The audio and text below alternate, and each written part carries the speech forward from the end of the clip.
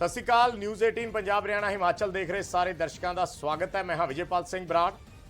ਪੰਜਾਬ ਦਾ ਸਭ ਤੋਂ ਵੱਡਾ ਮੁੱਦਾ ਜਿਸ ਦਾ ਕਈ ਸਾਲਾਂ ਤੋਂ ਜ਼ਿਕਰ ਹੋ ਰਿਹਾ ਹੈ ਉਹ ਮੁੱਦਾ ਹੈ ਬੇਅਦਬੀ ਤੇ ਗੋਲੀकांड, यानी ਬੇਅਦਬੀ ਜਿਹੜੀ ਬਰਗਾੜੀ ਔਰ ਗੋਲੀकांड ਜਿਹੜਾ ਬਹਿਬਲ ਕਲਾਂ, ਜਿਸ ਦੀ ਸਭ ਤੋਂ ਜ਼ਿਆਦਾ ਚਰਚਾ ਹੁੰਦੀ ਹੈ। ਕੋਈ ਸਿਆਸੀ ਰੈਲੀ ਹੋਵੇ, ਕੋਈ ਵੱਡਾ ਸਮਾਗਮ ਹੋਵੇ, ਜਿੰਨੀਆਂ ਸਰਕਾਰਾਂ ਉਸ ਟੈਨਿਓਰ ਦੇ ਵਿੱਚ ਬਦਲ ਗਈਆਂ ਜਾਂ ਜਿੰਨੇ ਮੁੱਖ ਮੰਤਰੀ ਬਦਲ ਗਏ, ਚਰਚਾ ਅੱਜ ਵੀ ਉੱਥੇ ਦੀ ਉੱਥੇ ਹੀ ਖੜੀ ਹੈ।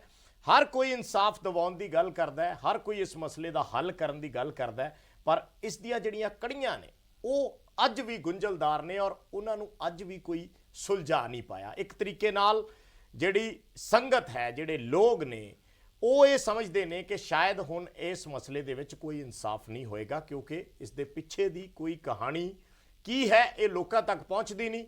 ਪੁਲਿਸ ਦੀਆਂ FIRs ਹੋਈਆਂ ਨੇ, ਪਰਚੇ ਦਰਜ ਹੋਏ ਨੇ, ਪਰ ਉਹਨਾਂ ਦੇ ਵਿੱਚ ਵੀ ਗੋਲ-ਮੋਲ ਗੱਲਾਂ ਕੀਤੀਆਂ ਗਈਆਂ ਨੇ। ਸੋ ਅਸੀਂ ਨਿਊਜ਼ 18 ਪੰਜਾਬ ਤੇ ਇਸ ਦੀ ਪਰਤ ਦਰ ਪਰਤ ਖੰਗਾਲਣ ਦੀ ਕੋਸ਼ਿਸ਼ ਕਰ ਰਹੇ ਹਾਂ ਔਰ ਅੱਜ ਸਾਡੇ ਨਾਲ ਜਿਹੜੇ ਮਹਿਮਾਨ ਨੇ ਚਰਨਜੀਤ ਸਿੰਘ ਸ਼ਰਮਾ, ਇਹਨਾਂ ਦਾ ਨਾਮ ਜਿਹੜਾ ਹੈ ਉਹ ਬਹੁਤ ਜ਼ਿਆਦਾ ਇਸ ਕੇਸ ਦੇ ਨਾਲ ਚਰਚਾ ਦੇ ਵਿੱਚ ਆਇਆ, ਕਿਉਂਕਿ ਜਿਸ ਦਿਨ ਇਹ ਘਟਨਾ ਵਾਪਰੀ, ਬਹਿਬਲ ਕਲਾਂ ਗੋਲੀकांड ਹੋਇਆ, ਉਸ ਵੇਲੇ ਇਹ ਮੌਕੇ ਤੇ ਮੌਜੂਦ ਸਨ। ਉਸ ਤੋਂ ਬਾਅਦ ਕੇਸਾਂ ਦੇ ਵਿੱਚ ਵੀ ਇਹਨਾਂ ਨੂੰ ਨਾਮਜ਼ਦ ਕੀਤਾ ਗਿਆ ਔਰ ਅੱਜ ਤੱਕ ਇਹ ਕੇਸ ਭੁਗਤ ਰਹੇ ਹੈ। ਸੋ ਇਹਨਾਂ ਤੋਂ ਜਾਣਨ ਦੀ ਕੋਸ਼ਿਸ਼ ਕਰਾਂਗੇ ਕਿ ਕੀ ਪਰਤਾਂ ਸੀ ਇਸ ਦੀਆਂ, ਕਿਸ ਤਰੀਕੇ ਨਾਲ ਇਹਨਾਂ ਨੇ ਉੱਥੇ ਜੋ ਕੁਝ ਹੋਇਆ ਉਹ ਦੇਖਿਆ ਜਾਂ ਇਹਨਾਂ ਦੀ ਕਿੰਨੀ ਉਹਦੇ 'ਚ ਸ਼ਮੂਲੀਅਤ ਸੀ, ਕਿੰਨੀ ਇਨਵੋਲਵਮੈਂਟ ਸੀ। ਇੱਕ ਇੱਕ ਸਵਾਲ ਦਾ ਜਵਾਬ ਲੈਣ ਦੀ ਕੋਸ਼ਿਸ਼ ਕਰਾਂਗੇ।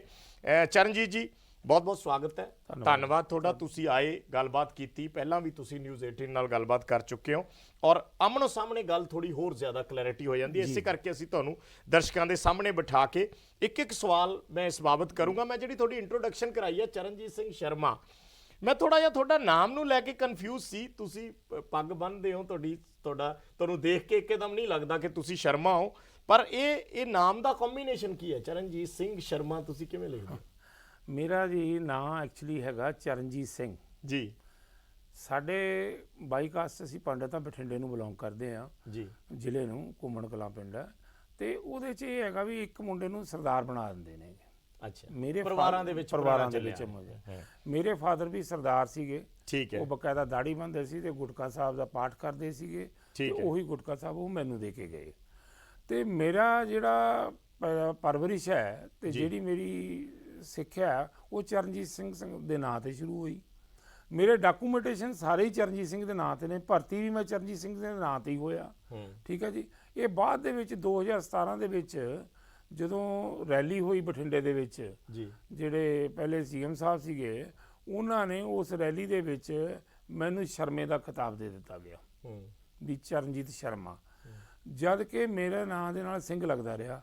ਚਲ ਮੈਂ ਉਸ ਨੂੰ ਇਸ ਸੰਦਰਭ 'ਚ ਦੇਖਦਾ ਵੀ ਚਰਨਜੀਤ ਸ਼ਰਮਾ ਲੈਣ ਦੀ ਕਿਉਂ ਜ਼ਰੂਰਤ ਪਈ। ਉਹ ਇੱਕ ਕਮਿਊਨਿਟੀ ਨੂੰ, ਇੱਕ ਪੰਜਾਬ ਦੇ ਜਿਹੜਾ ਭਾਈਚਾਰਾ ਬਣਿਆ ਹੋਇਆ ਉਸ ਨੂੰ ਅਲੱਗ ਕਰਨ ਦੀ ਕੋਸ਼ਿਸ਼ ਦੇ ਵਿੱਚ ਮੈਂ ਸਮਝਦਾ ਵੀ ਉਹ ਇੱਕ ਅਲੱਗ ਕਰਨ ਦੀ ਕੋਸ਼ਿਸ਼ ਸੀਗੀ ਵੀ ਇਹ ਸਰਦਾਰ ਹੈ, ਇਹ ਪੰਡਤ ਹੈ, ਇਹ ਜੱਟ ਸਿੱਖ ਹੈ। ਨਹੀਂ, ਮੈਂ ਇੱਕ ਸਿੰਘ ਹਾਂ, ਸਿੱਖ ਹਾਂ, ਤੇ ਮੇਰੀ ਜਿਹੜੀ ਸ਼ਰਧਾ, ਮੇਰੀ ਜਿਹੜੀ ਭਾਵਨਾ ਉਹ ਸਿੱਖੀ ਨਾਲ ਜੁੜੀ ਹੋਈ ਹੈਗੀ। ਤੇ ਮੈਨੂੰ ਉਹਨਾਂ ਨੇ ਸ਼ਰਮਾ ਨਾਂ ਦੇਤਾ ਤੇ ਹੁਣ ਹੌਲੀ ਹੌਲੀ ਉਹ ਇਸ ਵਕਤ ਸਾਰੇ ਮੀਡੀਆ ਦੇ ਵਿੱਚ ਸਾਰੇ ਕਿਤੇ ਸਾਰੇ ਕੇਸ ਰੱਖੇ ਹੋਏ ਨੇ। ਉਹ ਕੇਸ ਰੱਖੇ ਸ਼ੁਰੂ ਤੋਂ ਬਚਪਨ ਤੋਂ ਮੇਰੇ ਕੇਸ। ਅੱਛਾ, ਮੇਰਾ ਸਵਾਲ ਇਹ ਹੈ ਚਰਨਜੀਤ ਜੀ, ਤੁਸੀਂ 2015 'ਚ ਮਾਮਲਾ ਹੋਇਆ, 2017 'ਚ ਜਾ ਕੇ ਤੁਸੀਂ ਰਿਟਾਇਰ ਹੋਏ ਹੋ। ਚਲੋ 2 ਸਾਲ ਤੱਕ ਤੇ ਅਸੀਂ ਸਮਝ ਸਕਦੇ ਹਾਂ ਵੀ ਜਦੋਂ ਬੰਦਾ ਸਰਵਿਸ ਦੇ ਵਿੱਚ ਹੁੰਦਾ, ਫੋਰਸ ਦੇ ਵਿੱਚ ਹੁੰਦਾ, ਤਾਂ ਇਹ ਅਮੂਮਨ ਮੰਨਿਆ ਜਾਂਦਾ ਹੈ ਕਿ ਜਦੋਂ ਐਡਾ ਵੱਡਾ ਮਸਲਾ ਹੋਵੇ ਹਾਈ ਲੈਵਲ ਤੇ ਉਦੋਂ ਅਫਸਰ ਦਾ ਮੀਡੀਆ 'ਚ ਆਉਣਾ, ਸਾਹਮਣੇ ਆ ਕੇ ਗੱਲ ਕਰਨੀ ਕਈ ਵਾਰੀ ਨਹੀਂ ਸੂਟ ਕਰਦਾ ਹੁੰਦਾ ਜਾਂ ਤੁਸੀਂ ਕਰ ਨਹੀਂ ਸਕਦੇ ਡਿਸਿਪਲਿਨਡ ਫੋਰਸ ਹੁੰਦੇ ਹੋਏ।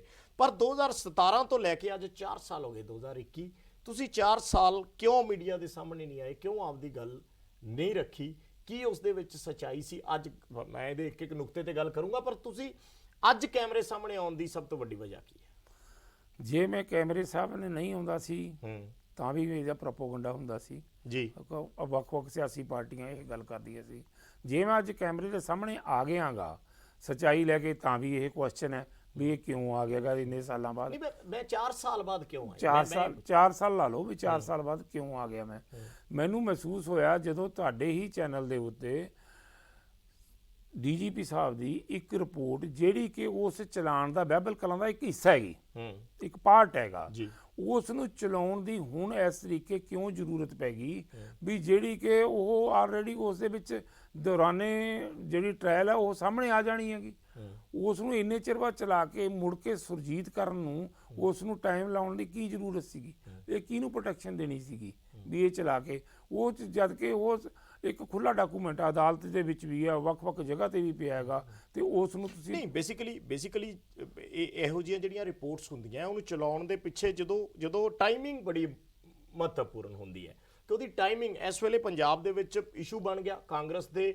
ਮੈਂ ਕਹੂੰਗਾ ਜਿਵੇਂ ਚਰਨਜੀਤ ਚੰਨੀ ਹੋਰਾਂ ਦੇ ਸੀਐਮ ਦੇ ਔਰ ਨਵਜੋਤ ਸਿੱਧੂ ਹੋਰਾਂ ਦੇ ਵਿਚਕਾਰ ਇੱਕ ਮੁੱਦਾ ਖੜਾ ਹੋ ਗਿਆ ਤੇ ਉਸ ਤੋਂ ਬਾਅਦ ਸੋਸ਼ਲ ਮੀਡੀਆ ਤੇ ਹਰ ਪਾਸੇ ਜ਼ਿਕਰ ਹੋਣ ਲੱਗ ਪਿਆ ਡੀਜੀਪੀ ਸਹੋਤਾ ਹੋਰਾਂ ਦੀ ਉਸ ਰਿਪੋਰਟ ਦਾ ਜਾਂ ਉਸ ਮੌਕੇ ਤੇ ਜੋ ਉਹਨਾਂ ਨੇ ਇਨਵੈਸਟੀਗੇਸ਼ਨ ਕੀਤੀ ਸੀ ਉਸ ਦਾ।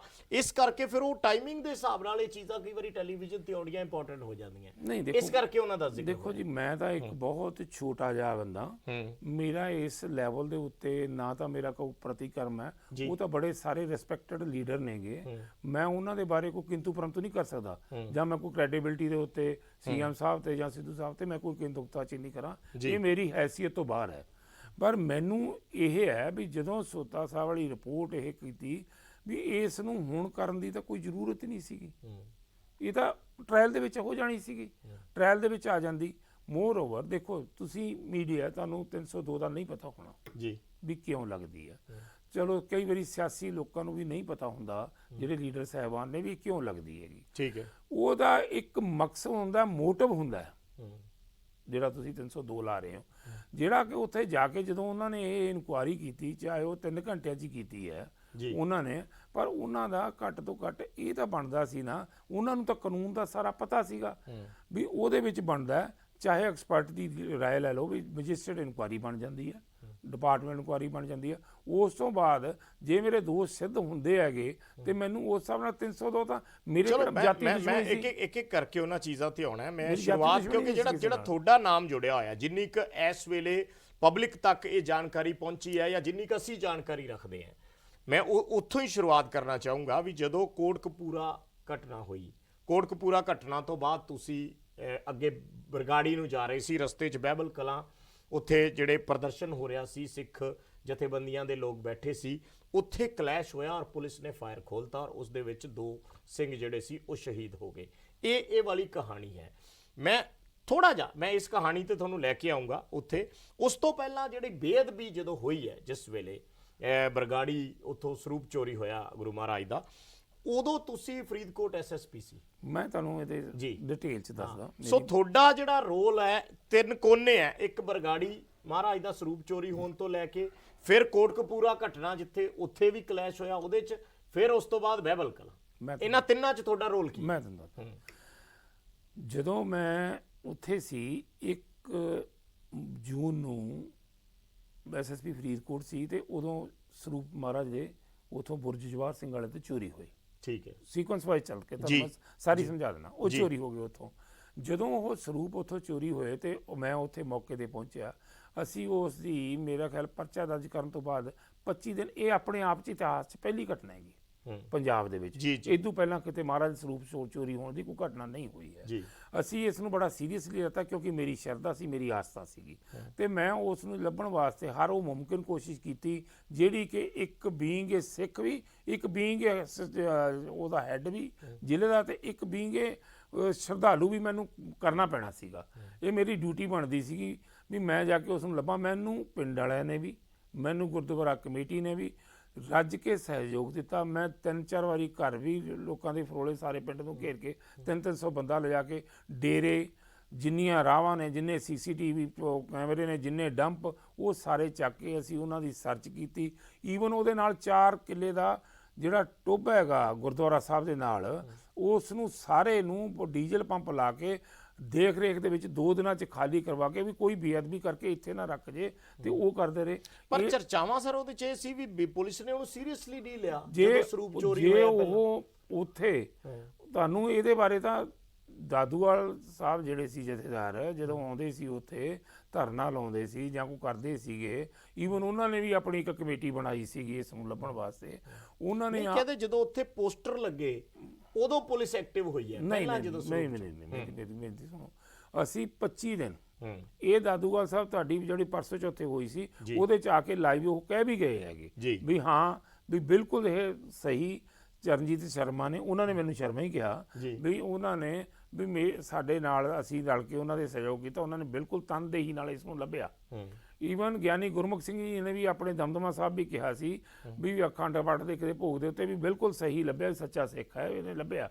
ਮੈਂ ਉਹ ਕੋਸ਼ਿਸ਼ ਕੀਤੀ, ਅਨਫੋਰਚੂਨੇਟਲੀ ਮੇਰੀ ਕਿਸਮਤ ਮਾੜੀ ਸੀ ਵੀ ਉਹ ਮੈਂ ਉਸ ਨੂੰ ਕਿਸੇ ਤਰੀਕੇ ਲੱਭ ਨਾ ਸਕਿਆ।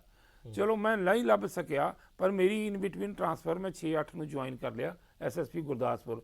ਉੱਥੋਂ ਆ ਕੇ ਵੀ ਦੁਬਾਰਾ ਮੈਂ ਉੱਥੇ ਆਇਆ, ਪ੍ਰਧਾਨ ਰਣਜੀਤ ਸਿੰਘ ਨੂੰ ਮਿਲਿਆ, ਗੋਰੇ ਗ੍ਰੰਥੀ ਨੂੰ ਮਿਲਿਆ ਜਿਹੜਾ ਗੁਰਦੁਆਰਾ ਸਾਹਿਬ ਦਾ ਸੀ। ਮੈਂ ਉਹਨੂੰ ਕਿਹਾ ਵੀ ਮੇਰੇ ਮਨ ਤੇ ਬੋਝ ਬੜਾ ਵੀ ਆਪਾਂ ਇਹਨਾਂ ਨੂੰ ਲੱਭਣਾ, ਮੇਰਾ ਲੱਭੇ ਬਗੈਰ ਗੁਜ਼ਾਰਾ ਨਹੀਂ ਹੈ। ਉਦੋਂ ਬਾਅਦ ਇਹਦੇ ਜਿਹੜੇ ਪੋਸਟਰ ਲੱਗੇ ਆ ਉਸ ਦੌਰਾਨ ਤੇ ਮੈਂ SSP ਫਰੀਦਕੋਟ ਨਹੀਂ ਸੀ, ਉਦੋਂ ਸੁਖਮਿੰਦਰ ਮਾਨ ਸੀ ਉੱਥੇ SSP ਸੀਗਾ। ਉਹ ਪੋਸਟਰ ਕੰਧਾਂ ਤੇ ਲੱਗੇ, ਮੈਨੂੰ ਉਹਦੇ ਬਾਰੇ ਦੱਸਿਆ ਨਹੀਂ ਗਿਆ। ਉਹ 25 ਸਤੰਬਰ ਨੂੰ ਮੇਰਾ ਖਿਆਲ ਲੱਭੇ ਸੀ, ਉਹ ਮੈਨੂੰ ਨਹੀਂ ਦੱਸਿਆ ਗਿਆ ਵੀ ਪੋਸਟਰ ਲੱਗੇ, ਜਦ ਕਿ ਪਹਿਲਾਂ ਇਹ ਬਣਦਾ ਸੀ ਵੀ ਨੈਕਸਟ ਜ਼ਿਲ੍ਹਾ ਇੱਕ ਤਾਂ ਮੇਰਾ ਨੇਬਰਿੰਗ ਹੈ, ਇੱਕ ਮੈਂ ਉੱਥੇ ਰਿਹਾ, ਇਸ ਨਾਲ ਮੇਰਾ ਕੰਸਰਨ ਹੈ ਤੇ ਘੱਟ ਤੋਂ ਘੱਟ ਮੈਨੂੰ ਉਹ ਨੋਟਿਸ 'ਚ ਲਿਆਉਂਦੇ, ਮੈਂ ਉੱਥੇ ਆਉਂਦਾ, ਕੋਈ ਕਰਦਾ ਤੇ ਕੁਛ ਲੱਭਦਾ ਜਾਂ ਮੇਰੀ ਜਿੰਨੀ ਕੰਟਰੀਬਿਊਸ਼ਨ ਸੀ ਮੇਰੀ ਮਦਦ ਲੈਂਦੇ। ਉਸ ਤੋਂ ਬਾਅਦ 20 ਦਿਨਾਂ ਬਾਅਦ ਕਿ 10 ਦਿਨਾਂ ਬਾਅਦ ਉਹਦੀ ਬੇਅਦਬੀ ਹੋ ਜਾਂਦੀ ਹੈ ਉੱਥੇ। ਠੀਕ ਹੈ ਜੀ। ਅੰਗ ਮਹਾਰਾਜ ਦੇ ਸਰੂਪ ਦੇ ਉਹਨਾਂ ਨੂੰ ਮਤਲਬ ਗਲਤ ਢੰਗ ਨਾਲ ਉਹਨਾਂ ਦੀ ਬੇਅਦਬੀ ਕਰਕੇ ਤੇ ਉਹ ਉੱਥੇ ਗਲੀਆਂ ਦੇ ਵਿੱਚ ਖਿਲਾਰੇ ਗਏ, ਉੱਥੇ ਬਰਗਾੜੀਆਂ ਦੇ ਵਿੱਚ। ਉਸ ਦਿਨ ਮੈਨੂੰ ਦੁਪਹਿਰ ਨੂੰ ਪਤਾ ਲੱਗਾ, ਦੁਪਹਿਰ ਨੂੰ ਮੈਨੂੰ ਉੱਥੇ ਪਹੁੰਚਣ ਵਾਸਤੇ ਬਰਗਾੜੀ ਕਿਹਾ ਗਿਆ 12 ਤਰੀਕ ਨੂੰ, ਤੇ ਮੈਂ ਉੱਥੇ ਪਹੁੰਚ ਗਿਆ। ਇਨ ਬਿਟਵੀਨ ਜਿਹੜਾ ਉਹ ਸੀਗਾ, ਜਿੰਨੇ ਵੀ ਚਾਹੇ 10 ਦਿਨ ਸੀ ਚਾਹੇ 15 ਦਿਨ ਸੀ, ਉਹਦੇ 'ਚ ਕਿਸੇ ਨੇ ਕੋਈ ਐਫਰਟਸ ਕੀਤੇ? ਕਿਸੇ ਨੇ ਪੁੱਛਿਆ ਉਹਨਾਂ ਨੂੰ ਵੀ ਤੁਸੀਂ ਕੀ ਐਫਰਟਸ ਕੀਤੇ ਵੀ ਤੁਹਾਡਾ ਕਰਨੇ ਸੀ? ਇਹ SSP ਮੌਜੂਦਾ ਦਾ ਕੰਮ ਸੀ। ਜੇ ਮੈਂ ਮੌਜੂਦਾ SSP ਜਾ ਕੇ 25 ਦਿਨ ਬਹਿ ਕੇ ਉੱਥੇ ਮੈਂ ਉਹਨੂੰ ਲੱਭ ਸਕਦਾ ਹਾਂ, ਮੈਂ ਮਹਾਰਾਜ ਦੇ ਸਰੂਪ ਨੂੰ ਦੇਖ ਸਕਦਾ ਵੀ ਕਿੱਥੇ ਨੇ, ਕਿਵੇਂ ਗਏ, ਮੈਂ ਦੇਰੇ ਯਾਨੀ ਤੁਸੀਂ ਇਹ ਮੰਨਦੇ ਹੋ ਪੁਲਿਸ ਲੈਵਲ ਤੇ ਨੈਗਲੀਜੈਂਸ ਹੋਈ? ਜੇ ਉਹ ਇਹਦਾ ਪਾਰਟ ਤਾਂ ਉਹ ਦੱਸਣਗੇ ਕਿਉਂ ਹੋਈ, ਕਿਉਂ ਹੋਈ ਉਹ, ਜਦ ਕਿ ਉਹਨੂੰ ਚਾਹੀਦਾ ਸੀ ਵੀ ਜੇ ਉਹਨਾਂ ਕੋਲ 10-15 ਦਿਨ ਨੇ ਇਸ ਨੂੰ ਟਰੇਸ ਕਰਦੇ ਵੀ ਉਹ ਕਿੱਥੇ ਅੰਗ ਲੁਕੋ ਕੇ ਰੱਖੇ, ਉਹ ਬੇਅਦਬੀ ਹੋਣ ਨਾ ਦਿੰਦੇ। ਉਹਨਾਂ ਨੇ ਕਿਵੇਂ ਫਿਰ ਹੋਊਗੀ ਜਦ ਉਹਨਾਂ ਕੋਲ ਟਾਈਮ ਸੀ, ਉਹਨਾਂ ਨੇ ਡੈਡਲਾਈਨ ਦਿੱਤੀ ਹੋਈ ਸੀਗੀ, ਤੇ ਉਹਨਾਂ ਨੇ ਕਿਵੇਂ ਹੋਗੀ ਫਿਰ? ਉਹਨਾਂ ਨੇ ਕਿਉਂ ਨਹੀਂ ਉਹਨਾਂ ਨੇ ਇਨੀਸ਼ੀਏਟ ਲੈਤਾ ਇਸ ਗੱਲ ਦਾ? ਜਦੋਂ ਜੇ ਹੱਥ ਤੇ ਹੱਥ ਧਰ ਕੇ ਬੈਠਣਾ ਹੈ ਤੇ ਫਿਰ ਤਾਂ ਉਹਨਾਂ ਨੇ ਕਰਨੀ ਹੈ, ਜੇ ਪੁਲਿਸ ਨੇ ਆਪਣੀ ਪ੍ਰੈਜ਼ੈਂਸ ਸ਼ੋ ਨਹੀਂ ਕਰਨੀ। ਠੀਕ ਹੈ ਜੀ। ਤੇ ਉਦੋਂ ਬਾਅਦ ਉਹ 12 ਤਰੀਕ ਨੂੰ ਮੈਂ ਜਦੋਂ ਕਾਲ ਕਰ ਲਈ, DC ਸਾਹਿਬ ਦਾ ਹੁਕਮ ਸੀ, ਮੈਨੂੰ ਉਹਨਾਂ ਨੇ ਕਿਹਾ ਵੀ ਆਈ ਸਾਹਿਬ ਨੇ, ਪਰਮਾ ਸਿੰਘ ਨੇ ਵੀ ਮੈਨੂੰ, ਤੁਹਾਨੂੰ ਵੀ ਤੇ ਮੈਨੂੰ ਵੀ, ਅਸੀਂ ਉੱਥੇ ਰਹੇ ਹਾਂ। ਪੁਲਿਸ ਦੀ ਰਵਾਇਤ ਹੈ ਵੀ ਜਿਹੜਾ ਉੱਥੇ ਰਿਹਾ ਹੋਵੇ ਜਾਂ ਉਸ ਕੇਸ ਨੂੰ ਟੈਕਲ ਕੀਤਾ ਹੋਵੇ, ਉਹ ਬੰਦਾ ਉੱਥੇ ਸੱਦ ਲੈਂਦੇ ਆ ਪੁਲਿਸ ਅਫਸਰ ਨੂੰ ਵੀ ਆ ਜਾ, ਸਾਨੂੰ ਕੋਈ ਮਦਦ ਮਿਲ ਜੇ ਇਹਦੇ ਵਿੱਚ। ਤੇ ਅਸੀਂ ਬਤੌਰ ਮਦਦ ਕਰਨ ਗਏ ਹਾਂ, ਨਾ ਕਿ ਉੱਥੇ ਗੋਲੀਆਂ ਚਲਾਉਣ ਗਏ ਹਾਂ। ਨਹੀਂ, ਪਰ ਤੁਹਾਡਾ ਜਿਹੜਾ ਰੋਲ ਹੈ ਕੋਟਕਪੂਰਾ ਦਾ ਜਿਹੜੇ ਘਟਨਾਕ੍ਰਮ ਹੋਇਆ ਉਸ ਤੋਂ ਬਾਅਦ ਬਹਿਬਲ ਕਲਾਂ ਤੁਸੀਂ ਗਏ ਜੀ।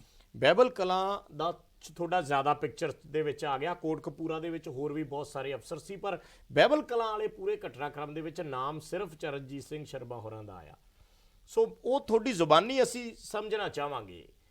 ਤੁਹਾਨੂੰ ਹਜ਼ਾਰਾਂ ਲੱਖਾਂ ਦਰਸ਼ਕ ਦੇਖ ਰਹੇ ਹੈ ਸਾਡੇ ਨਿਊਜ਼ 18 ਤੇ, ਉਹ ਅਸੀਂ ਜ਼ਰੂਰ ਇਨਸੀਡੈਂਟ ਸਮਝਣਾ ਚਾਹਾਂਗੇ ਵੀ ਕਿਉਂ ਉੱਥੇ ਗੋਲੀ ਚਲਾਉਣ ਦੀ ਨੌਬਤ ਆਈ ਔਰ ਕਿਉਂ ਉਸ ਤੋਂ ਬਾਅਦ ਜਿਹੜਾ ਇੱਕ ਲਫ਼ਜ਼ ਸਭ ਤੋਂ ਜ਼ਿਆਦਾ ਅੱਜ ਵੀ ਲੋਕ ਸਵਾਲ ਪੁੱਛਦੇ ਆ ਕਿ ਅਣਪਛਾਤੀ ਪੁਲਿਸ, ਉਹ ਕਿਹੜੀ ਅਣਪਛਾਤੀ ਪੁਲਿਸ ਸੀ? ਕਿ ਤੁਸੀਂ ਵੀ ਆਪਣੀ ਪੁਲਿਸ ਨੂੰ ਨਹੀਂ ਜਾਣਦੇ?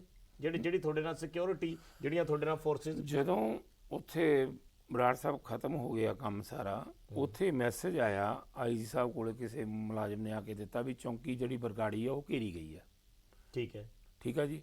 ਤੇ ਉੱਥੇ ਫੋਰਸ ਜਿਹੜੀ ਮੇਰੀ ਸੀ ਜ਼ਿਲ੍ਹੇ ਦੀ, ਉਹ ਵਾਪਸ ਮੋਗੇ ਜਾ ਚੁੱਕੀ ਸੀ, ਕਿਉਂਕਿ ਮੋਗੇ ਵੀ ਧਰਨੇ ਲੱਗਣੇ ਸ਼ੁਰੂ ਹੋ ਗਏ ਸੀਗੇ, ਸਾਰੇ ਕਿਤੇ ਹੋ ਗਏ ਸੀ, ਤੁਹਾਨੂੰ ਵੀ ਪਤਾ ਸਾਰੇ ਪੰਜਾਬ 'ਚ। ਤੁਸੀਂ ਮੋਗਾ ਤੋਂ ਸਪੈਸ਼ਲੀ ਉੱਥੇ ਆਏ ਸੀ? ਮੋਗਾ ਤੋਂ ਡਿਊਟੀ ਕਰਨੀ ਆਏ ਸੀ ਨਾ। ਤੇ ਉਹ ਮੈਨੂੰ ਕਹਿੰਦੇ ਵੀ ਤੁਸੀਂ ਆਪਣੀ ਫੋਰਸ ਲੈ ਕੇ ਜਾਓ ਤੇ ਮਾੜਾ ਜਿਹਾ ਉਹਨੂੰ ਛਡਾਓ। ਮੇਰੇ ਕੋਲ ਤਾਂ ਫੋਰਸ ਨਹੀਂ। ਉਹਨਾਂ ਨੇ ਆਪਣੀ QRT ਟੀਮਾਂ, 5 SHO, 2 DSP, 1 SP ਉਹ ਮੇਰੇ ਨਾਲ ਭੇਜਦੇ ਵੀ ਚੱਲ ਜਾਓ। ਅਸੀਂ ਜਦੋਂ ਜਾਂਦੇ ਹਾਂ ਰਾਹ ਦੇ ਕਿਹੜੇ ਅਫਸਰਾਂ ਨੇ ਨਾਲ? ਕਿਹੜੇ ਨਾਲ ਅਫਸਰ ਨੇ, ਜਿਵੇਂ ਪਰਮਜੀਤ ਸਿੰਘ ਪੰਨੂ SP ਸੀਗਾ, ਠੀਕ ਹੈ, ਉਹ ਲੁਧਿਆਣੇ ਦਾ ਸੀਗਾ ADCP। ਇੱਕ ਤੇਜਵੀਰ ਸੇ DSP ਸੀਗਾ, ਨਾਲ 5 SHO, ਜਿਵੇਂ ਆਪਣੇ ਹੈਗਾ, ਹੁਣ ਮੈਨੂੰ ਗਰੇਵਾਲ ਕਹਿੰਦੇ ਆ, ਇੱਕ ਨੂੰ ਚੋਪੜਾ ਕਹਿੰਦੇ ਆ, ਇੱਕ ਨੂੰ ਦਵਿੰਦਰ ਕਹਿੰਦੇ ਆ, ਇੱਕ ਨੂੰ ਸੰਦੀਪ ਬੰਡੇਰਾ, ਇਹ ਇਸ ਤਰ੍ਹਾਂ ਦੇ 5 SHO ਸੀਗੇ ਉਹ। ਤੇ ਉਹ ਮੇਰੇ ਨਾਲ ਗਏ ਆਪਣੀ ਗੱਡੀਆਂ ਦੇ ਵਿੱਚ। ਅਸੀਂ ਜਦੋਂ ਰਾਹ ਦੇ ਵਿੱਚ ਉੱਥੇ ਉਹਨਾਂ ਨੇ ਘੇਰਿਆ ਹੋਇਆ ਸੀ, ਉਹ ਚੌਂਕ ਦੇ ਵਿੱਚ ਜਗ੍ਹਾ ਬਣਦੀ ਹੈ ਜਿੱਥੇ ਟੀ ਪੁਆਇੰਟ, ਉਦੋਂ ਗਾਂਹ ਆ ਕੇ ਵਿਚਾਲੇ ਧਰਨਾ ਲਾਇਆ। ਅਸੀਂ ਉਹਨਾਂ ਨੂੰ ਕਿਹਾ ਵੀ ਸਾਨੂੰ ਗਾਂਹ ਜਾਣ ਦਿਓ, ਵੀ ਅਸੀਂ ਸਾਰਾ ਉਹ ਕਹਿੰਦੇ ਤੁਸੀਂ ਉੱਥੇ ਉਹਨਾਂ ਨੂੰ ਫਾਇਰਿੰਗ ਕਰਕੇ ਆਓ, ਬੰਦੇ ਮਾਰ ਕੇ ਆਓ। ਅਸੀਂ ਕਿਹਾ ਕੋਈ ਬੰਦਾ ਨਹੀਂ ਮਰਿਆ ਉੱਥੇ, ਕੋਈ ਫਾਇਰਿੰਗ ਨਹੀਂ ਹੋਈ। ਅਸੀਂ ਉਹਨਾਂ ਨੂੰ ਸਮਝਾਉਣ ਦੀ ਅਣਥੱਕ ਕੋਸ਼ਿਸ਼ ਕੀਤੀ। ਜਿਹੜਾ ਕੋਟਕਪੂਰੇ ਦੇ ਵਿੱਚ ਇੰਸੀਡੈਂਟ ਹੋਇਆ ਉਹਦੇ ਨਾਲ 4 ਗੁਣਾ ਵੱਡਾ ਇਹ ਇੰਸੀਡੈਂਟ ਸੀਗਾ। 1500 ਬੰਦਾ ਸੀ ਉੱਥੇ ਇਕੱਠਾ ਹੋਇਆ। ਜਿਹੜੇ ਉੱਥੋਂ ਦੇ ਜਿਹੜੇ ਸ਼ਰਾਰਤੀ ਲੋਕ ਸੀ ਉੱਥੋਂ ਭੱਜ ਗਏ ਤੇ ਉਹ ਤਾਂ ਆ ਕੇ ਇੱਥੇ ਵਿੱਚ ਰਲ ਗਏ ਇਹਨਾਂ ਦੇ ਬਾਈਬਲ ਕਲਾਂ। ਤੇ ਉੱਥੇ ਆ ਕੇ ਉਹਨਾਂ ਨੇ ਇੰਨਾ ਵੱਡਾ ਹਜੂਮ ਇਕੱਠਾ ਕਰ ਲਿਆ। ਹਥਿਆਰ ਉਹਨਾਂ ਕੋਲੇ ਸੀਗੇ, ਬੰਦੂਕਾਂ ਉਹਨਾਂ ਕੋਲੇ ਸੀ। ਇੱਕ ਬਾਬਾ ਖੇਤਾ ਸਿੰਘ ਜੀ ਦਾ ਗੁਰਦੁਆਰਾ ਪੈਂਦਾ, ਉੱਥੋਂ ਅਨਾਉਂਸਮੈਂਟ ਹੋ ਗਈ ਵੀ ਜਿਹਦੇ ਕੋਲੇ ਘਰ ਦੇ ਵਿੱਚ ਜੋ ਹਥਿਆਰ ਹੈ ਚੱਕ ਲਿਓ, ਅੱਜ ਜਾਣ ਨਹੀਂ ਦੇਣਾ। ਤਿੰਨਾਂ ਪਾਸਿਆਂ ਤੋਂ ਪੁਲਿਸ ਘਿਰ ਗਈ ਤੇ ਉਹ ਇੱਕ ਪਾਸੇ ਖੇਤ ਸੀਗੇ, ਕਿਹੜੇ ਪਾਸੇ ਨੂੰ ਪੁਲਿਸ ਜਾਂਦੀ। ਅੱਛਾ, ਇਹ ਡਿਸੀਜਨ ਕਿਹਨੇ ਲਿਆ ਵੀ ਗੋਲੀ ਚਲਾਈ? ਗੋਲੀ ਚਲਾਉਣ ਦਾ ਡਿਸੀਜਨ ਜਿਹੜਾ ਹੈਗਾ ਨਾ, ਇਹ ਪੁਲਿਸ ਹਰ ਐਕਸਪਰਟ ਹੈਗੀ। ਪੁਲਿਸ ਨੂੰ ਸਾਰੀ ਟ੍ਰੇਨਿੰਗ ਹੈਗੀ ਆਪਣੇ ਸੈਲਫ ਡਿਫੈਂਸ ਦੇ ਵਿੱਚ। ਜੇ ਪੁਲਿਸ ਨੇ ਕਿਸੇ ਨੇ ਵੀ ਉੱਥੇ ਅਫੜਾ ਦਾ ਫਿਰ ਇਹ ਨਹੀਂ ਪੈ ਗਈ, ਬੱਸਾਂ ਨੂੰ, ਗੱਡੀਆਂ ਨੂੰ 3 ਗੱਡੀਆਂ ਫੂਕਦੀਆਂ ਤੇ ਉਹਨਾਂ ਨੂੰ ਅੱਗ ਲਾਉਣੀ, ਬੰਦੇ ਫੱਟੜ ਕਰਕੇ ਕਿਰਪਾਨਾਂ ਮਾਰਨੇ ਸ਼ੁਰੂ ਕਰਤੇ। ਜਦੋਂ ਉਹ ਆ ਕੇ ਕਿਸੇ ਦੀਆਂ ਅਸਾਲਟਾਂ ਨੂੰ ਜਾਂ ਕਿਸੇ ਹੋਰ ਨੂੰ ਉਹ ਪੈ ਗਏ। ਹੁਣ ਅਸੀਂ ਪਿੱਛੇ ਸੀਗੇ ਅਫਰਾ ਤਫਰੀ ਦੇ ਵਿੱਚ, ਉਹਨਾਂ ਨੇ ਸੈਲਫ ਡਿਫੈਂਸ ਵਾਸਤੇ ਗੋਲੀ ਚਲਾਤੀ ਤੇ ਅਸੀਂ ਬਚ ਗਏ ਹਾਂ। ਜੇ ਅਸੀਂ ਉੱਥੇ 8-9 ਬੰਦੇ ਮਰ ਜਾਂਦੇ। ਪੁਲਿਸ ਤੇ ਇਹ ਇਲਜ਼ਾਮ ਨਹੀਂ, ਅੱਜ ਵੀ ਜਿੰਨੀ ਚਰਚਾ ਹੁੰਦੀ ਹੈ ਇਸ ਪੂਰੇ ਘਟਨਾਕ੍ਰਮ ਦੀ, ਉਹ ਇਹ ਹੈ ਕਿ ਉੱਥੇ ਲੋਕ ਪਾਠ ਕਰ ਰਹੇ ਸੀ ਔਰ ਇਨਸਾਫ ਦੀ ਮੰਗ ਨੂੰ ਲੈ ਕੇ ਉੱਥੇ ਬੈਠੇ ਸੀ। ਪੁਲਿਸ ਨੇ ਜਾ ਕੇ ਉਹਨਾਂ ਨੂੰ ਧੱਕੇ ਨਾਲ ਉਠਾਉਣ ਦੀ ਕੋਸ਼ਿਸ਼ ਕੀਤੀ ਤੇ ਜਦੋਂ ਉਹਨਾਂ ਨੇ ਵਿਰੋਧ ਕੀਤਾ ਤਾਂ ਪੁਲਿਸ ਨੇ ਫਾਇਰ ਖੋਲ੍ਹਤਾ। ਇਹ ਤਾਂ ਜੀ ਮੇਰੀ ਗੱਲ ਸੁਣੋ, ਸੜਕਾਂ ਤੇ ਪਾਠ ਹੁੰਦੇ ਆ ਪਹਿਲੀ ਗੱਲ, ਠੀਕ ਹੈ ਨਾ ਜੀ। ਉੱਥੇ ਜਿੱਥੇ ਕਹਿੰਦੇ ਕੋਟਕਪੂਰੇ ਵੀ ਪਾਠ ਕਰਦੇ ਸੀ, ਉੱਥੇ ਜਦੋਂ ਪਾਠ ਖਤਮ ਹੋ ਗਿਆ ਉਦੋਂ ਹੋਇਆ। ਜੇ ਇੱਥੇ ਬਾਈਬਲ ਕਲਾਂ ਹੋਇਆ ਤਾਂ ਕੋਈ ਪਾਠ ਨਹੀਂ ਹੋ ਰਿਹਾ ਸੀ ਉੱਥੇ, ਬਿਲਕੁਲ ਵੀ ਗਲਤ ਹੈ, ਕੋਈ ਪਾਠ ਨਹੀਂ ਸੀ।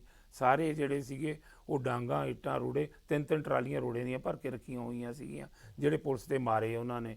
ਤੇ ਡਾਂਗਾਂ ਸੀ, ਰਫਲਾਂ ਸੀ, ਫਾਇਰ ਕੀਤੇ, 3 ਪਾਸੇ ਤੋਂ ਪੁਲਿਸ ਘੇਰ ਲਈ ਬਾਅਦ ਦੇ ਵਿੱਚ। ਇਹ 35-40 ਮਿੰਟ ਤਾਂ ਇਹ ਸਾਰਾ ਚੱਲਿਆ। ਇਹ ਕਿਹੜਾ ਜਾਣ ਸਾਰੀ ਸ਼ੁਰੂ ਹੋ ਗਿਆ ਹੈਗਾ ਸਾਡੇ ਜਾਣ ਨਾਲ। ਮੈਨੂੰ ਭੇਜਣ ਦਾ 1 ਮਿੰਟ, ਮੈਨੂੰ ਭੇਜਣ ਦਾ ਮਕਸਦ ਬਰਾੜ ਸਾਹਿਬ ਇਹ ਸੀਗਾ ਵੀ ਤੁਸੀਂ ਉੱਥੇ ਜਾਓ। ਕਿਉਂ? ਮੈਨੂੰ ਇਸ ਕਰਕੇ ਮਾਣ ਸੀ ਵੀ ਮੈਂ ਨਾ ਤਾਂ ਜਾਊਂਗਾ ਵੀ ਮੈਂ ਕਹਿਣ ਦੇ ਉੱਤੇ ਮੈਂ ਸਮਝਾ ਸਕਦਾ ਜਿਹੜੇ ਜਿਨ੍ਹਾਂ ਨੇ ਚੌਂਕੀ ਘੇਰੀ ਹੈ, ਨਾ ਕਿ ਮੇਰਾ ਬਾਈਬਲ ਕਲਾਂ ਵਾਲਾ ਸੀਗਾ ਵੀ ਮੈਂ ਜਾ ਕੇ ਸਮਝਾ ਸਕਦਾ। ਕਿਉਂਕਿ ਮੈਂ ਲੋਕਾਂ ਨੇ ਮੈਨੂੰ ਦੇਖਿਆ ਉੱਥੇ ਵੀ ਹੱਥ ਤੇ ਰੋਟੀ ਖਾਂਦੇ ਨੂੰ, ਦੁਪਹਿਰੇ ਮੈਂ ਉੱਥੇ ਤੁਰਿਆ ਪਤਾ, ਮੈਂ ਤਾਂ ਜਾਂਦਾ ਨਹੀਂ ਸੀ। ਜਦੋਂ ਸਵੇਰੇ ਘਰੋਂ ਅਰਦਾਸ ਕਰਕੇ ਪੁਲਿਸ ਲਾਈਨ ਦੇ ਵਿੱਚੋਂ ਫੋਰਸ ਲੈ ਕੇ ਜਾਂਦੇ ਸੀ ਵੀ ਅੱਜ ਮਹਾਰਾਜ ਸਾਨੂੰ ਕਾਮਯਾਬੀ ਬਖਸ਼ੀ ਵੀ ਅਸੀਂ ਤੁਹਾਡੇ ਦਰਸ਼ਨ ਦੀਦਾਰ ਕਰ ਸਕੀਏ, ਜਿਹੜੇ ਗੁਆਚੇ ਨੇਗੇ, ਜਿਹੜੇ ਚੋਰੀ ਹੋਏ ਨੇਗੇ। ਤੇ ਅਸੀਂ ਉਹ ਜਾ ਕੇ ਕਰਦੇ ਸੀ। ਤੇ ਸਾਡਾ ਇਹ ਮਕਸਦ ਨਹੀਂ ਸੀਗਾ, ਮੈਨੂੰ ਇਹ ਸੀ ਵੀ ਲੋਕ ਮੈਨੂੰ ਪਛਾਣਦੇ ਨੇ, ਰਿਕੋਗਨਾਈਜ਼ ਕਰਦੇ ਨੇਗੇ ਵੀ ਮੇਰੇ ਆਖੇ ਲੱਗਣਗੇ। ਮੈਂ ਉਹਨਾਂ ਲੋਕਾਂ ਨੂੰ ਥੋੜ੍ਹੀ, ਅਨਫਾਰਚੂਨੇਟਲੀ ਉਹ ਜਿਹੜੇ 2 ਮਾਰੇ ਗਏ ਹੈਗੇ ਉਹਨਾਂ ਦਾ ਅਫਸੋਸ ਮੈਨੂੰ ਵੀ ਹੈ। ਉਹ ਨਹੀਂ ਹੈ ਵੀ ਅਫਸੋਸ ਨਹੀਂ ਹੈ, ਮੈਨੂੰ ਵੀ ਹੈ। ਉਹਨਾਂ ਦਾ ਬੇਟਾ ਵੀ ਬੋਲਦਾ ਹੁੰਦਾ ਸੁਖਰਾਜ, ਮੈਨੂੰ ਉਹਦੇ ਨਾਲ ਵੀ ਹਮਦਰਦੀ ਹੈ, ਐਸੀ ਕੋਈ ਗੱਲ ਨਹੀਂ ਹੈ। ਉਹ ਜੋ ਬੋਲਦੇ ਆ, ਜੋ ਕਹਿੰਦੇ ਹੈਗੇ, ਮੈਂ ਉਹਨਾਂ ਦਾ ਸਤਿਕਾਰ ਕਰਦਾ। ਉਹ ਇੱਕ ਦੀ ਦਾ ਪਿਓ ਖਾਨਦਾਨ ਦਾ ਜਿਹੜਾ ਮੋਢੀ ਹੈ ਉਹ ਚਲਾ ਜਾਵੇ ਤੇ ਉਹਦਾ ਜਿਹੜਾ ਗੁੱਸਾ ਉਹ ਬਿਲਕੁਲ ਜਾਇਜ਼ ਹੈ। ਉਹ ਜੋ ਕਹਿੰਦੇ ਆ, ਜੋ ਕਰਦੇ, ਤੁਸੀਂ ਠੀਕ ਹੈ, ਤੁਸੀਂ ਜਿਹੜੀ ਗੱਲ ਕਹਿ ਰਹੇ ਹੋ, ਪਰ ਇਹਦੇ ਵਿੱਚ ਸਵਾਲ ਨੇ ਚਰਨਜੀਤ ਜੀ ਬੜੇ ਸਾਰੇ। ਪੁਲਿਸ, ਤੁਸੀਂ ਉੱਥੇ ਜਾਂਦੇ ਹੋ, ਕਿਸੇ ਨੇ ਤਾਂ ਕਿਹਾ ਹੋਣਾ ਕਿ ਆਪੇ ਹੀ ਫੋਰਸ ਨੇ ਫਾਇਰ ਖੋਲਤਾ, ਗੋਲੀ ਚਲਾ? ਫੋਰਸ ਨੇ ਜਦੋਂ ਅਫਰਾ ਤਫਰੀ ਮਾਜੇ ਨਾ, ਕੋਈ ਪੁਲਿਸ ਦੀ ਕਮਾਂਡ ਨਾ ਰਹੇ ਤੇ ਪੁਲਿਸ ਆਪਣੇ ਬਚਾਅ ਲਈ ਫਾਇਰ ਕਰ ਸਕਦੀ ਹੈ। ਜਦੋਂ ਗਈ ਡਿਊਟੀ ਵਾਸਤੇ 144 ਲੱਗੀ ਹੈ ਤੇ ਫਿਰ ਉਸਨੇ ਫੋਰਸ ਨੇ ਲਾ ਐਂਡ ਆਰਡਰ ਤਾਂ ਮੇਨਟੇਨ ਕਰਨਾ ਕਿ ਆਪਣੇ ਅਸਲਾ ਖਵਾ ਲੇ, ਕਿ ਆਪਣਾ ਉਹ ਆਪਣੇ ਆਪ ਮਰਵਾ ਲੈਣ ਤਾਂ ਹੋ ਜਾਊਗਾ। ਇਹ ਨਹੀਂ ਹੋ ਸਕਦਾ ਵੀ ਮਤਲਬ ਤੁਸੀਂ ਆਪਣੇ ਆਪ ਨੂੰ ਕਹਿ ਤੁਸੀਂ ਕੋਟਕਪੂਰੇ ਨਾਲੋਂ 4 ਗੁਣਾ ਵੱਡਾ ਉਹ ਕੰਮ ਸੀਗਾ। ਉਹ ਕੋਟਕਪੂਰੇ ਦੇ ਵਿੱਚ ਵੈਲ ਆਰਗੇਨਾਈਜ਼ ਸਾਰੇ ਅਫਸਰ ਸੀ, ਉੱਥੇ ਫੋਰਸ ਵੀ ਉੱਥੇ ਜ਼ਿਆਦਾ ਸੀ। ਇੱਥੇ ਫੋਰਸ ਤੇ ਮੇਰੇ ਸਣੇ ਤੇ ਜਿਹੜਾ ਉੱਥੇ ਐਸਪੀ ਵਿਕਰਮ ਸੀਗਾ ਉਹਦੇ ਕੋਲੇ 40-50 ਬੰਦੇ, ਉਹਦੇ ਕੋਲੇ 40-50 ਬੰਦੇ ਮੈਂ ਲੈ ਕੇ ਗਿਆ ਤੇ ਉਹ 1400-1500 ਦਾ ਘੱਟ ਸੀ। ਤੁਹਾਡੇ ਉੱਤੇ ਵੀ ਅਫਸਰ ਸੀ ਉਸ ਵੇਲੇ, ਜਤਿੰਦਰ ਜੈਨ ਹੋਰੀ ਮੋਨੀਟਰ ਕਰ ਰਹੇ ਸੀ, ਪਰਮਰਾਜ ਉਮਰਾ ਨੰਗਲ, ਮੈਂ ਇਹੀ ਬੇਨਤੀ, 1 ਮਿੰਟ ਮੇਰੀ ਗੱਲ, ਪਰਮਰਾਜ ਉਮਰਾ ਨੰਗਲ ਹੋਰੀ ਮੋਨੀਟਰ ਕਰ ਰਹੇ ਸੀ। ਉਸ ਤੋਂ ਉੱਪਰ ਸੁਮੇਸ਼ ਸਿੰਘ ਸੈਣੀ ਡੀਜੀਪੀ ਸੀ, ਉਹ ਮੋਨੀਟਰ ਕਰ ਰਹੇ ਸੀ। ਉਸ ਤੋਂ ਉੱਪਰ ਪ੍ਰਕਾਸ਼ ਸਿੰਘ ਬਾਦਲ ਸੀਐਮ ਸੀ, ਉਹ ਮੋਨੀਟਰ ਕਰ ਰਹੇ ਸੀ। ਪੂਰੀ ਜਿਹੜੀ ਉੱਪਰੋਂ ਚੇਨ ਤੁਰੀ ਆ ਰਹੀ ਸੀ। ਇੱਕ ਬੰਦੇ ਨੇ ਵੀ, ਕਿਸੇ ਨੇ ਤੁਹਾਨੂੰ ਕੋਈ ਇੰਸਟਰਕਸ਼ਨਸ ਨਹੀਂ ਦਿੱਤੀਆਂ, ਤੁਹਾਡੇ ਨਾਲ ਫੋਨ ਕਾਲ, ਕੋਈ ਗੱਲਬਾਤ, ਕੋਈ ਆਰਡਰ ਤੁਹਾਨੂੰ ਦਿੱਤਾ ਗਿਆ ਹੋਵੇ? ਦੇਖੋ ਜਿੰਨੀਆਂ ਕਾਲ ਡਿਟੇਲ ਨੇ ਮੇਰੇ ਫੋਨ ਦੀਆਂ ਉਹ ਵੀ ਮੈਂ ਸਬਮਿਟ ਕਰਵਾਈਆਂ, ਠੀਕ ਹੈ ਸਾਰੇ ਕਿਤੇ ਦਿੱਤੀਆਂ। 2 ਕਮਿਸ਼ਨ ਬਣੇ ਜਸਟਿਸ ਸਾਹਿਬਾਨ ਦੇ, ਜੀ ਉਹਨਾਂ ਨੂੰ ਵੀ ਦਿੱਤੀਆਂ, ਜਿਹੜੀ ਸਿੱਟਾਂ ਬਣੀਆਂ ਉਹਨਾਂ ਨੂੰ ਵੀ ਦਿੱਤੀਆਂ, ਹੁਣ ਵੀ ਮੇਰੇ ਕੋਲੇ ਨਹੀਂ ਗਈਆਂ। ਠੀਕ ਹੈ। ਜੇ ਕੋਈ ਕਾਲ ਆਈ ਹੁੰਦੀ ਤੁਹਾਨੂੰ ਨਹੀਂ ਲੱਗਦਾ ਵੀ ਉਹ ਮੈਨੂੰ ਪੁੱਛਦੇ? ਫਿਰ ਜੇ ਕੋਈ ਕਾਲ ਆਈ ਹੁੰਦੀ ਉਹਦੇ ਤੇ ਨੰਬਰ ਤਾਂ ਰਜਿਸਟਰਡ ਹੋਣਾ ਸੀ ਨਾ ਜੀ, ਵੀ ਉਸ ਦੀ ਕਾਲ ਆਈ ਹੈ, ਉਹਨਾਂ ਨੇ ਉਸੇ ਵੇਲੇ ਕਢਾ ਲਈਆਂ ਸੀ। ਈਵਨ ਉੱਥੋਂ ਦੇ ਡੰਪ ਵੀ ਚੁਕਵਾਏ ਹੋਏ ਸੀ ਉਸ ਐਸਐਸਪੀ ਨੇ, ਸੁਖਵਿੰਦਰ ਮਾਨ ਨੇ। ਜੇ ਕੋਈ ਕਾਲ ਕਿਸੇ ਆਈ ਹੁੰਦੀ ਮੈਨੂੰ ਤੇ ਉਹ ਮੈਨੂੰ ਉਹ ਬਖਸ਼ ਦਿੰਦੇ, ਜਾਂ ਮੈਨੂੰ ਜਾਂ ਉੱਪਰਲੇ ਨੂੰ। ਮੈਂ ਕਹਿਣਾ ਵੀ ਮੈਨੂੰ ਕੋਈ ਉਸ ਵੇਲੇ ਕਿਸੇ ਦੀ ਕੋਈ ਕਾਲ ਉੱਥੇ ਨਹੀਂ। ਹਾਂ, ਮੈਂ 2 3 4 ਵਾਰੀ IG ਅਮਰ ਸਿੰਘ ਚਾਲ ਤੇ DIG ਸੀਗੇ ਉਦੋਂ, ਤੇ ਇੱਕ IG ਪਰਮਰਾਜ ਸਿੰਘ ਹੋਣੀ, ਉਹਨਾਂ ਨੂੰ ਮੈਂ ਫੋਰਸ ਦੀ ਹੋਰ ਡਿਮਾਂਡ ਵਾਸਤੇ ਕਾਲ ਜ਼ਰੂਰ ਕੀਤੀ। ਠੀਕ ਹੈ ਨਾ ਜੀ। ਉਹਦੀ ਮੇਰੇ ਕੋਲੇ ਉਸ ਵੇਲੇ ਦੀ ਰਿਕਾਰਡਿੰਗ ਵੀ ਹੈ, ਵੀ ਮੈਂ ਰਿਕਾਰਡਿੰਗ ਫੋਰਸ ਦੀ ਡਿਮਾਂਡ ਕਰ ਦਾਂਗਾ। ਪਰ ਮੈਨੂੰ ਇਹ ਹੈ ਵੀ ਜੇ ਉਹ ਇਹ ਵਾਰੀ ਸਵਾਲ ਉੱਠਦਾ, ਮੈਂ ਇਹ ਕਲੀਅਰ ਕਰਨਾ ਚਾਹੁੰਦਾ ਵੀ ਜੇ ਉਹਦੇ ਵਿੱਚ ਕਿਸੇ ਤਰ੍ਹਾਂ ਦੀ ਵੀ ਸਾਡੀਆਂ ਕਾਲ ਡਿਟੇਲਾਂ ਨਹੀਂ ਗਈਆਂ, ਉੱਥੇ ਬਾਕੀ ਅਫਸਰਾਂ ਦੀ ਵੀ ਉਹਨਾਂ ਨੇ ਲਈਆਂ ਹੋਣੀਆਂ। ਜੇ ਕਿਸੇ ਦਾ ਫੋਨ ਆਇਆ ਤੇ ਉਹਨੂੰ ਆਇਡੈਂਟੀਫਾਈ ਕਰਕੇ ਉਹਦੇ ਤੋਂ ਕਰ ਲੈਣ, ਜੇ ਅਸੀਂ ਝੂਠ ਬੋਲਦੇ ਹਾਂ ਉਹਦੇ ਤੋਂ ਬੜੀ ਈਜ਼ੀਲੀ ਕਰ ਸਕਦੇ। ਡਾਕੂਮੈਂਟਰੀ ਪ੍ਰੂਫ ਹੈ, ਉਹ ਹੁਣ ਵੀ ਹੈਗਾ, ਉਹ ਸਟਿਲ ਹੈਗਾ।